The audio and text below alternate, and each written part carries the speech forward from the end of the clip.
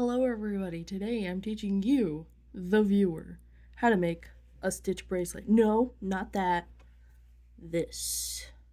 You may be wondering, how in the world is this a bracelet? It doesn't have any connectors. It doesn't go together. How does it... See these? This is what I call a stitch bracelet. I've never seen anyone do something like this, and it's a very simple thing to make. See that? Those are just knots, very close together. And how they work is that when you do like a cross type thing, so hold up.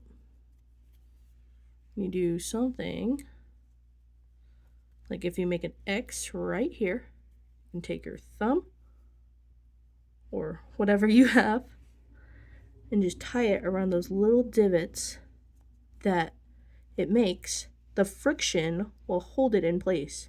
Now this bracelet is very tight, so if you don't like tight bracelets, it obviously will not be your thing.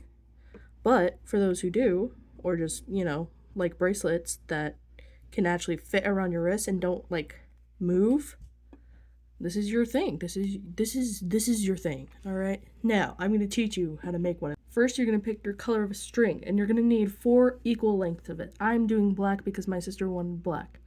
And the reason why I call it a stitch bracelet is because it looks like it's having stitches along your whatever you put it on, So what you're going to do for this is take your string. You're going to make sure they're all even. So I'm going to go behind camera and do this. All right, there we go. Now I got them all even. Now what you're going to do is you're going to just tie a very simple knot. So just a little twist. See? Make a little loop. Then you pull those in very carefully and making sure that they're even all the way through. Then you're going to use your thumb and index finger to make sure it's very short. And voila, you've done that. And now you're pretty much going to just do that the whole way through when you're doing this. So you're going to take your end, you're going to make a loop,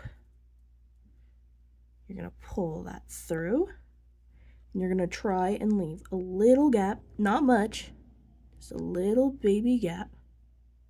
Trying to make sure you can see it. Put that in the light of it and pull. There you go. And now you do that for the whole bracelet. Also, when you get closer to the end, it's going to start getting really hard to tie. So what I suggest is start going at the end and just doing a little loop. And just start pushing it up that way instead of the other way. Also, make sure yours is very long because mine was too short. Mine was way too short.